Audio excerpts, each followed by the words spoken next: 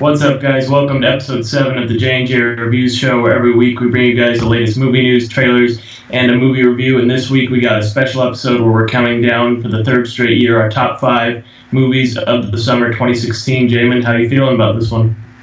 I'm excited to talk about some movies. We've had some real great ones and some real bad ones, but hey, that's why we talk about them, right? Yep, we get to celebrate the best today, but before we do that, we're going to jump into some quick movie news. And the first thing here, sort of breaking news, just dropped yesterday. Ben Affleck on his social media teased a clip of Deathstroke, and he is rumored and basically confirmed by this clip to be the main villain for the solo Batman movie. Jamin, did this get you even more excited? Yeah, I mean, definitely. I think Deathstroke is a great DC villain.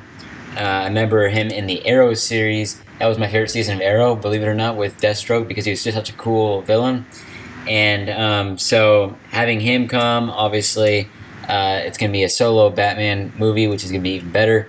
And Ben Affleck has played him great, so I think it points in the right direction. Plus, having the Batmobile is pretty cool, too. Yeah, and I've been saying this pretty much every show. This Batman solo movie is really the only DC film I really care about that if it comes out in the next few years, and I think this only just adds to it because Deathstroke is a really cool villain and he's never been explored on the cinematic scale like this before. So I think this is a good direction for them to go, having someone like Deathstroke rather than like a villain we've seen before, like Bane or something for the first movie. I think it's good that they're going somewhere that the Dark Knight trilogy or even the Tim Burton films didn't go. Yeah, and picking someone that's known but not quite known, which is good. So I think that was also good. Yep, and moving on now, we got some possibly bad news about a film I know we both enjoyed last year. You really enjoyed it, made your top 10, Mission Impossible. Now they're on Mission Impossible 6, and they were just starting pre-production, but Paramount Pictures has ordered their workers to stop over, apparently there's an issue with Tom Cruise's salary. He wants a little raise because he wants them to match what he made when he just recently shot the Money reboot, and they're not giving in yet. So, Jamin, what do you think? Shouldn't the man get paid? He's in every single one of these. Well, yeah, I mean, I think overall, he does deserve the money. He's done great. He's earned Mission Impossible franchise plenty of money, and so it definitely sucks. But I think Cruise is a nice guy, and hopefully they'll figure it out. Ultimately, I would be excited for Mission Impossible 6. I mean, I'm excited until Tom Cruise stops, and I don't think he's anywhere close to that now. Yeah, I think if the last one's any indication, he's still going just as strong, still doing crazy stunts. I think in this situation, I know he's probably already getting paid a pretty huge salary and that he wants more, but I think he's the guy that sells tickets because, like you said, you're on board as long as Tom Cruise is on board. If he were to come off of this movie and they try to roll with someone else, I'd be hesitant to go see it, honestly. He's the one that sells tickets, so I think you just got to pay him. Mm-hmm. Then last bit of movie news here. We got a movie that a lot of people are talking about for Oscar buzz, The Birth of a Nation, now under some controversy. And the latest thing, the American Film Institute Festival has pulled their screening of it due to director Nate Parker. He had a rape charge against him in 1999, and that's being brought back up now. And this is really hurting the film. If you go on IMDb, it's down to like a 4.5 out of 10 user score because without even seeing it, people are hating on this because of him. So what do you think of this controversy? Do you think it'll affect its Oscars? I think definitely for Oscar purposes, it could definitely have an effect. But I was very much looking forward to it. But as I said before, this movie's still going to be pretty awesome. I don't think it should be judged by the director's actions if it doesn't have anything related to the film. But I definitely think it could have some controversy when it comes to the Oscars. However, I think as an actual movie, I don't think it will matter as much to the normal viewer. Yeah, I think me and you are going to have a tough time seeing this now, though, because I really don't see this movie getting a wide release now that this is going on, because this thing's going to tank if they put it out wide. People are backlashing on it, especially because there's supposed to be a rape scene in the actual movie. So that's going to put people off a lot. So again, I'm with you. I'd see the movie just for the movie, even though he stars in it and everything. So it's kind of, it would be a little tough, I can see, for some people, but for me, I can put the art ahead of the person behind the camera, like with any Mel Gibson movie now, pretty much. So I think this is no different, but I definitely worried that we're not probably going to be able to see this thing for a while. Yeah, it definitely does suck. I think we were all anticipating it, and again, it sucks that it had to been something that was not even movie related for the director. So Yeah, definitely a big blow for him. So he was really excited about this movie, so definitely bad timing for him. Now we're moving into the movie trailers for this week, and I gotta say we got a great batch of movie trailers for me, anyways. First one we're starting off with is the second teaser trailer for La La Land. What do you think? Well, yeah, it's just a really awesome, simple love story.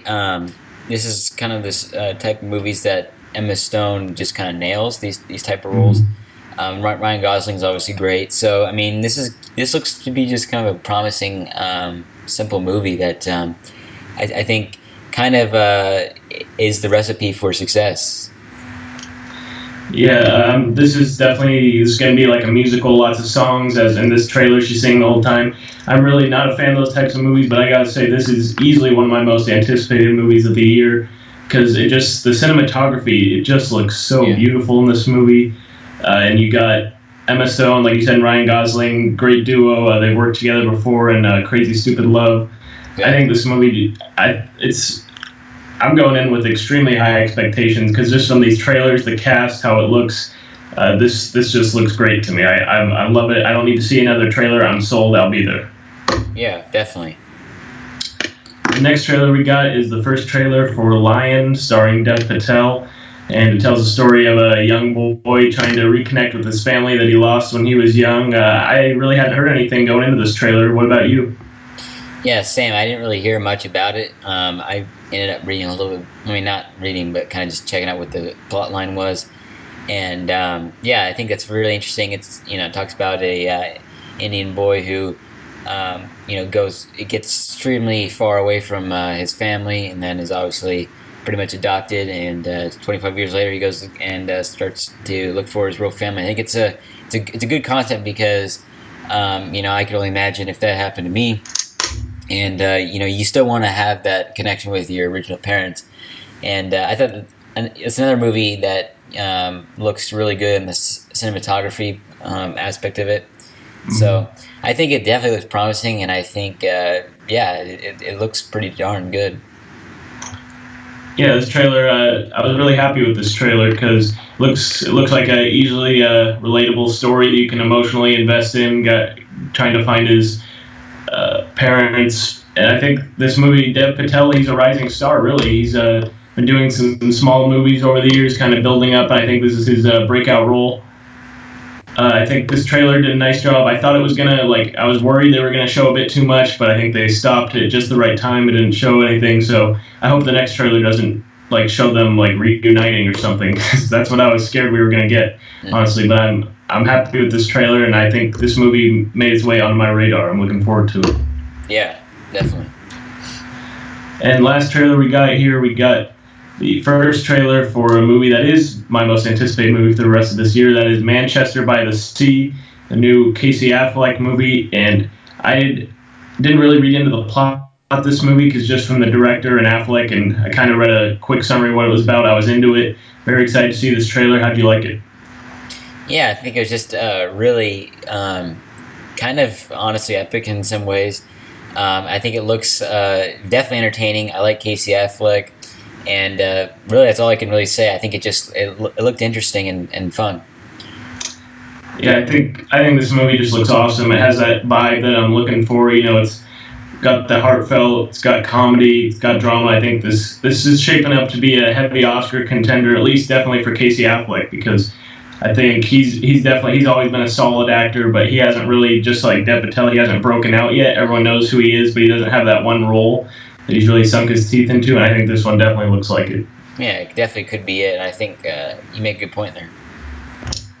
Yeah, and that's it for all the movie news and trailers. Now we're getting into the main event, our top 5 summer movies. So, James, just real quick, what did you think of the summer overall?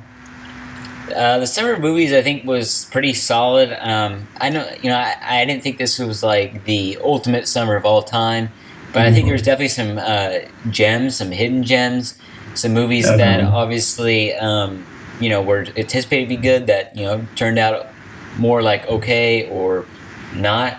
And then obviously you had some that we knew were going to tank, and they pretty much did tank. But yeah, definitely a summer full of kind of what we expected, yet some surprises. I think this was definitely the summer of the indie film, kind of low budget films. I'm just looking at my list here. Most of my, like, four out of my top five are low budget movies. No, like, big blockbusters. Only one big blockbuster on my list. But I think really for me, a lot of people calling this a terrible summer. But I think the only reason I came out enjoying it is because I skipped a lot of the ones that people said sucked, because I just believed them and I didn't want to waste my time on it. Instead, I seeked out smaller movies that I turned out loving. So I was really happy overall with the movies I saw. Yeah, I definitely would agree. All right, so I'll kick off with some of my honorable mentions. Before we get into it, really, I had my top four are locked in, not where they were, but I knew they were going to make the list, so it was really a battle for that five spot. The ones that didn't quite make it, I really enjoyed Pop Star, Never Stop, Never Stopping, Lonely Island movie, nice surprise, Cafe Society, Woody Allen, really liked that one. The Shallows, Blake Lively, really surprised how much I was locked into that one, really fun time. And then my last honorable mention is Captain America Civil War, which beginning of summer, if you had told me this wouldn't make my list, I'd probably say, what the heck? But really good movie on rewatch, kind of loses it a little bit, but really solid movie. I had fun with it, so those are my honorable mentions. Yeah, I didn't come as prepared with bunch of honorable mentions, but I will say, because I'm pretty locked in with these five movies that were, my summer that I enjoyed. However, I would agree with The Shallows there. I definitely would say that was a movie that definitely impressed me. Wasn't expecting a lot. Surprise. Yeah, wasn't expecting a lot at all, and it turned out to be an actual pretty good time. So yeah, I would agree with that. But I'll go ahead and start off the main list. Number five, you talked about it, Captain America: Civil War. Had to make it at least on the top five. I do agree with you. Obviously, it's not necessarily Marvel's running out of gas. It's just that I feel like, to me, it's still the same kind of stuff. This one did offer a lot of new, and obviously we got introduced to a lot of new characters. It was still a great Captain America movie, and still an excellent movie in general. A lot of great comedy. I definitely enjoyed Spider-Man's contribution in this movie. I still love Paul Rudd as Ant-Man. That's just something I enjoyed about the movie as well. And then, of course, I'm liking a lot of these new characters also, as like Black Panther and everything else. I just like the vibes of this movie. I think it was a much needed rebound from Age of Ultron. I think this one was a lot more enjoyable. Yeah, this definitely was a fun movie. I agree with, like you said, this is the 14th movie in the cinematic universe. So at a point, no matter if they keep making good movies, you're going to get tired of them. Mm-hmm. And I think I'm kind of reaching that point. But still, this was a fun movie that I enjoyed in the theater. I saw it twice. Mm-hmm. And like you said, the standouts for me were Spider-Man and Ant-Man, who I thought Ant-Man was better in this movie than he was in his solo movie. I thought he was funnier. He had just some great scenes in that movie. But for my number five, I went with, this is really the only big blockbuster on my list. It was probably everyone else, one of their least favorite superhero movies of the summer, but that's X-Men Apocalypse. Coming in number five for me. I'm a huge X-Men fan. A couple years ago, our first top five, Days of Future Past, came in at my number one. This is probably the superhero films that I'm most attached to, because I just love all these characters, and every film has been really solid for me. And I think this one was no different. It definitely had its issues that it kind of faltered here and there, but overall, really fun time. The cast came to play. Lots of stakes and emotional investment here. I just had a really fun time with this movie. Yeah, I ended up seeing this one. I think, you're kind of different than me.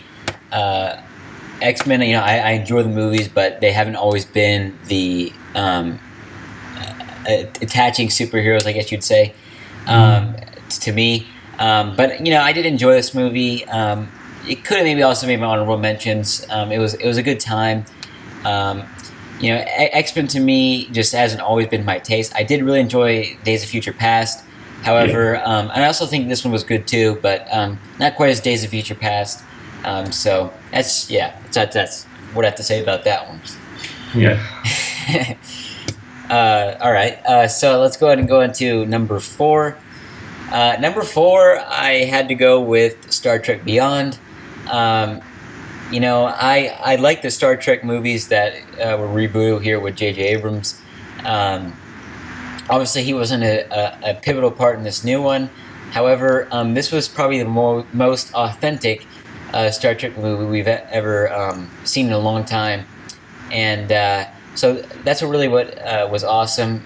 We both noted in the review that it seemed a lot like a extended TV show, and which was great. I think that was what was awesome about it. It felt really kind of classic yet also modern, and it was a good time. And kind of surprised me in a way. I didn't think it was going to be as good, especially without the major role with J.J. Abrams. Yeah, I did like this movie. I'm kind of at the opposite end of you, though, because I was going in with really high expectations, and I was kind of underwhelmed by this movie just because the first two of these J.J. Abrams, this one isn't him, but his first two movies were so great for me. They're such fun popcorn movies, and they're smart, too. This one, it's definitely like a straight-up extended episode of the original series, which it's for better or worse for me because you enjoy seeing kind of the throwbacks and nods to it at the same time. It felt like an episode kind of stretched out into a movie, but I ended up liking that one. It was a good time, just not. I wanted more from it. It's just because of how much I liked the first two. Yeah, I mean, I can understand that. The first two were awesome as well. I just like the nod back, as you noted, with this one. I think that was really good to kind of get an episode that was more to the classics. Yep. Moving on to my number four. I definitely have a feeling we're going to be going up higher on the list for you on this one. My number four is Swiss Army Man. Mm-hmm. Definitely a movie that came out of nowhere. I had heard rumblings about it from festivals. It was very weird and strange, so we went out and saw it, and this one really surprised me. I absolutely love this movie. Perfect amount. The humor was like spot on, which when you see the trailer, you're like, is a farting corpse and that going to make me laugh as much as it did? And it really did. Some great use of humor and inventiveness. And it was also very like emotionally engaging and touching. This movie, you went along with these characters as they really just explored life, and it was just a great movie. These top four are also my top four of the year, so I love all of them. So the rankings don't really matter to me, but number four is Swiss Army Man. Yeah, definitely enjoyed that one. It was definitely a surprising movie for me, because when I saw the previews for that, I was not very impressed. But hey, when I went in and I gave it a chance, look what happened. So yeah, definitely agree. Number three, I have The Nice Guys. Also guessing that's probably higher on your list. However, yeah, The Nice Guys was just a really fun movie, obviously. I love the combination of kind of the action twist with the comedy. And overall, it was just an awesome time in the theater and told a really awesome little story as well on top of it. And I rated this one a lot on Fun Factor, and this one was just a lot of fun. Yeah, definitely. That one, I'll definitely talk more about it a little later in my list, but I'm a huge Shane Black fan, and Russell Crowe and Ryan Gosling just knocked it out of the park. Really fun time. But my number three is War Dogs. Jonah Hill and Miles Teller. Really, again, as I said in our review, I was probably the most excited person for this movie going into it. I was like weirdly excited for this movie going in. I just couldn't wait. I was like thinking about it weeks before. I can't wait for War Dogs. And to my surprise, when I sat down, I was like, is this movie really going to be that good? And it absolutely was. Lived up to my expectations. Just such a fun and like young, offbeat look at war and what these guys did. And they were just great characters to follow along with. Really got to tip my hat here to Todd Phillips for stepping it up with this movie, because he's always been the Hangover guy, and now I think this movie going forward he can step out of that and become a respected director. Yeah, I mean, I really enjoyed that movie. I think it was really another really awesome, fun summer movie in general. But going ahead to number two, and you already mentioned this one, but Swiss Army Man. It's going to be my number two. And again, I'm going to say it again, the previews did not excite me whatsoever. You called me up, and so I said, you know what, why not? And ended up going to this one and really enjoying it. I think it was a really cool perspective on life and how we enjoy and why life matters. It was funny. It was extremely funny in a lot of ways. Actually, believe it or not, there's so many different types of comedy in this movie, and it was just a really fun experience. And my eyes were glued to the screen the entire time because it was just so strange yet very entertaining. And when you talk about uniqueness award, this one gets it by far. And I really really dig a unique movie that just has so much different. I use this word a lot, but layers as well. And this movie really did. It was really fun. Yeah, definitely the most original movie of this year and like the last few years that I can think of. It was just so bizarre. At points you're just laughing at how like insane, and you're like, you can't believe that they thought of that and they went there. So definitely a fun experience for sure. My number 2 is one you just mentioned a couple just earlier. The Nice Guys is my number 2. I'm a huge fan. One of my favorite movies is Kiss Kiss Bang Bang from Shane Black, and he also wrote the first 2 Lethal Weapon movies, which are great. So I was very excited going into this movie, and this movie is just so fun. Throwback late 70s, like crime movie. Like this is the summer movie that I needed. Just going in there, you got all the superheroes flying around, but just to have this gem sneak in there. It is a studio movie, but it definitely doesn't feel like it. It feels very indie and low budget. Not in how it's made, but just like the fact that we're getting this type of movie made today in 2016. Usually you never see these types of movies, and I just really love this movie. Yeah, and then that's another good point that you brought up was the retro feel of it. I love that as well. And it's kind of nice to have a little bit of a change up with all the superhero stuff, as you noted as well. So number 1 for me. Number 1. Here we go. Has to be War Dogs. Nice. Believe it or not. And when I came out of the theater, even during my review, no doubt about it, I enjoyed the movie. But I realized, I really like this movie for the reasons that it has everything in a movie that I really enjoy. It has great comedy. It is a great true story. It had great characters. It had so many awesome side plots that truly did matter.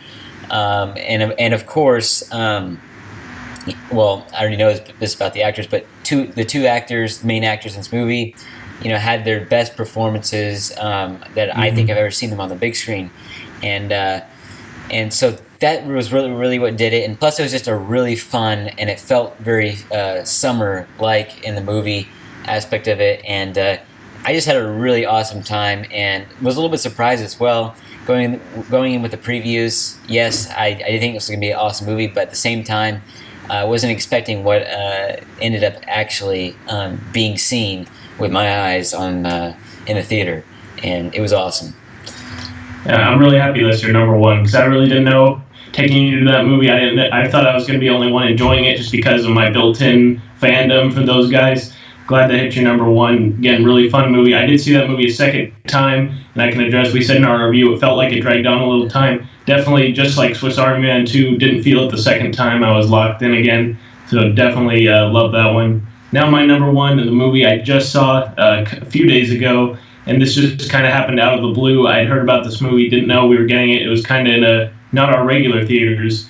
Had to just drive a little bit, but I just saw it. I was free one night. I was like, hey, this is playing. I'll go check it out, see what's up with this thing. It's supposed to be pretty good. That is Hell or High Water, which, have you heard of this movie? I have heard of it, yes. I literally just saw the Rotten Tomatoes score. It was at like 99%. I was like, whoa. When I had a chance to go see it, I was like, I might as well see if it lives up to the hype, and it definitely does. Wow. This movie blew me away in the theater. I was shocked because it's about an hour 45, and the first hour they really let you like sink your teeth into them. There's 4 main characters, 2 sets of 2 that you're following, and you just get so invested in these characters. And when the last 45 minutes go down, my heart was just pounding, and I turned into one of those people that I hate in the theater, that something happens and they go like, they gasp or something, and I did that to a part in this movie, and that's when I knew this movie was something special. I just was really blown away by this movie. I really want you to check it out. I'll definitely, if you want me, I'll go see it with you again, because this movie really blew me away. Very surprised by it, especially because it hit my number 1.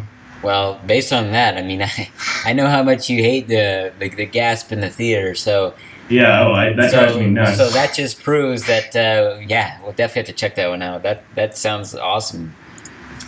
Yeah, really fun movie. Just a crime. Two brothers they decide they're in the like small west in Texas, and they rob banks to try to keep their farm, and just yeah, really good time. And so there you have it. That's our list: top 5 summer movies, third year in a row doing it. Another, I'd say, successful summer, despite some ups and downs. Overall, again, from my list, you can tell I'm really happy with mine. You happy with your list? Yeah, of course. I think it was awesome. It had some really fun movies that I definitely enjoyed. Yep, overall good summer for us. Let us know down below what were your top 5 movies of the summer 2016 and what were some disappointments for you. Really, we're focusing on the best here. Thank you guys for watching once again. JnJReviews. Signing out.